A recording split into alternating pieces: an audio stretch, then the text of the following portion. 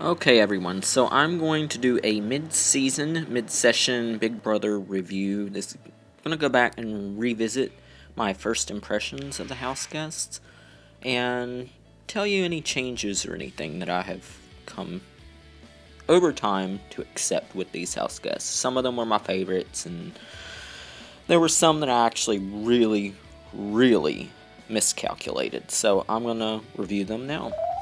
Joey Van Pelt. Now, in the beginning, I thought she was going to be really good, really effective, but that turned out that was not true. Thought she was going to be a man-eater because that's what she said in her interviews, but there was no showmance potential there. Possibly with Cody, she originally liked him, but yeah, I don't think he would have stood a chance with her. But she was out pretty early. She was Team America in the beginning, and she failed miserably. So, PAOLA SHEA. Now, PAOLA. Initially, she said that she had a very boisterous, loud personality, and she would tell you exactly what she thought. But we didn't get to see much of that. She kind of seemed sweet, maybe a little bit whiny. She complained a little bit too much. She kind of liked Cody, but that's about it. Like, she didn't really make an impression. DEVIN SHEPARD. Now, this is the guy that I was calling the devil for a while because he was just mean. Initially, in the beginning, I thought he was going to be shy, very quiet, because in interviews, he wasn't that loud. It didn't seem like he would play too much game, but he ended up playing way too much game. In the beginning, he talked down to a lot of the women, just kind of rude. He created that huge 8-person alliance, which in the beginning sounded like a really bad idea, but it seems to have worked because most of it's still intact. His enemy in the house was Brittany. Now, it turns out when she finally sat down and talked to him, he fell in love. Brittany is a mom, just like Devin has a daughter. And Brittany, you know, she had a lot of heart. She played pretty competitively. But she was also a very negative person in the house. It seemed like she was always complaining about something, and I don't even think I reviewed her, to be honest, with the preseason. I think I forgot about her. And I pretty much forgot about her by this mid-season because there just wasn't much there. Amber Borzotra. Now, Amber, she didn't make a good impression with me in the beginning. She seemed kind of quiet, kind of shy in the beginning, just looked around with those big beady eyes and didn't do much. But over time, I actually began to like her. She had that horrible situation with Caleb where he had that crush on her and she was not interested. And I just kind of felt sorry for her there towards the end because they were targeting her for no apparent reason, Team America was. And they had Zach give her that horrible speech. Then Jocasta Odom. Now, Jocasta was one of those I was pleasantly surprised with by mid-season. Don't like her bow ties. I can't stand her bow ties, but her facial expressions and her DRs are just amazing. When she was speaking in tongues, I was cracking up. She was hilarious. Loved her. And thought they were going to try to make her seem a little too religious, but I was pleasantly surprised with the editing. She did, you know, pray to God. But she had a very wild side, too, as she showed. Hayden Voss. Now, Hayden was the pedicab driver, and, you know, I really wasn't expecting much at the beginning of the season, and pretty much got what I expected.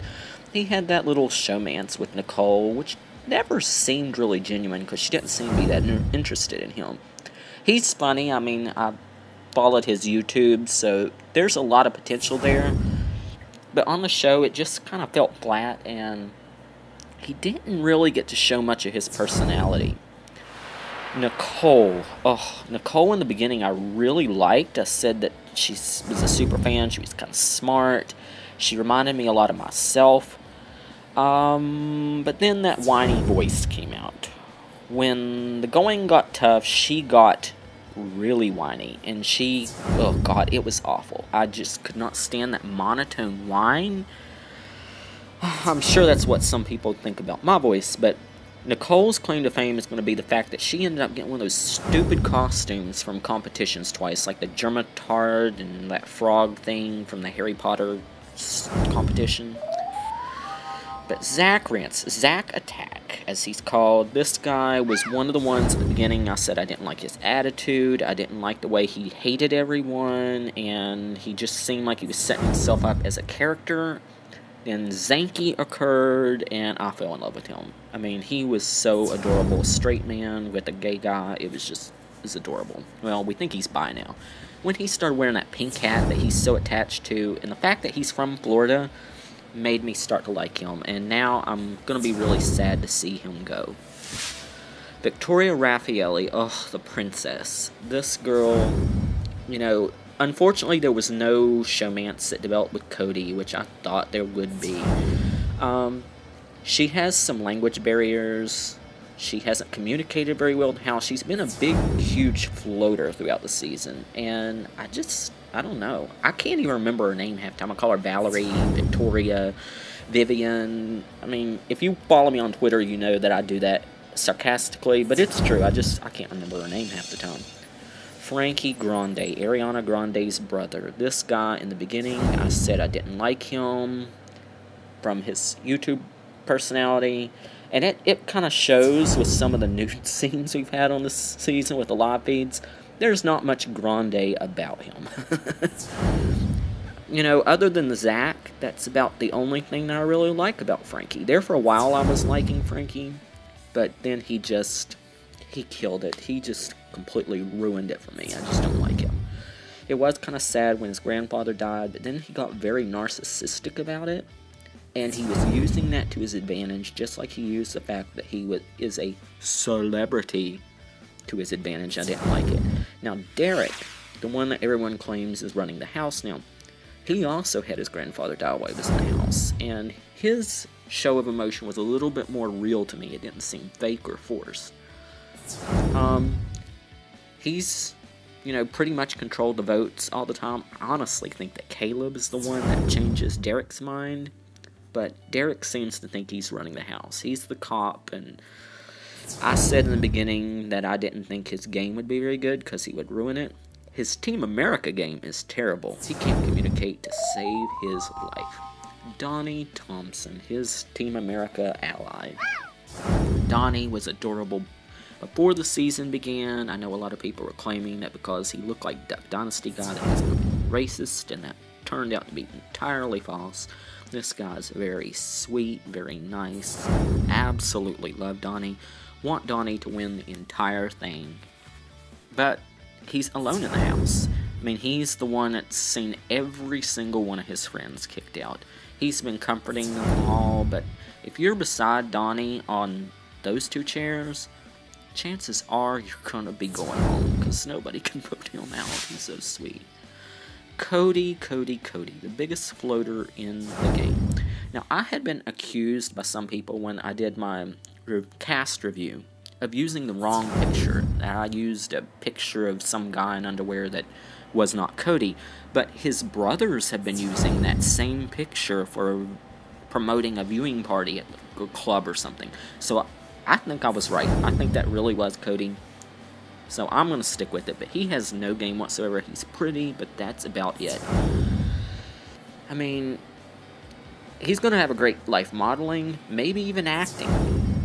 But, the fact that he decided to try a showmance with a married woman named Christine, this is kind of disturbing to me. Christine was one of my preseason favorites. She seems very mean and calculating in the way that she just doesn't care what her sweet husband, Tim. I like Tim. He's got a great voice, by the way. Check him out on YouTube if you can. But the poor guy, he deserves better than Christine, in my honest opinion, because look how she just backstabbed Nicole first chance she got, and she seems to think that these men are going to carry her to the end. No, she should have at least tried that girls' alliance, but she didn't. And finally, we have Caleb Reynolds, the Beast Mode Cowboy.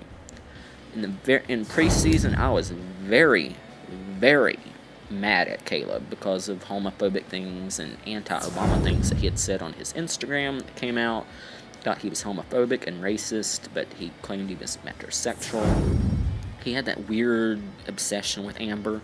But other than that, I really, really, really like this guy. I like how he's bonded with Frankie, how he's bonded with everyone. He seems really, really genuine and nice.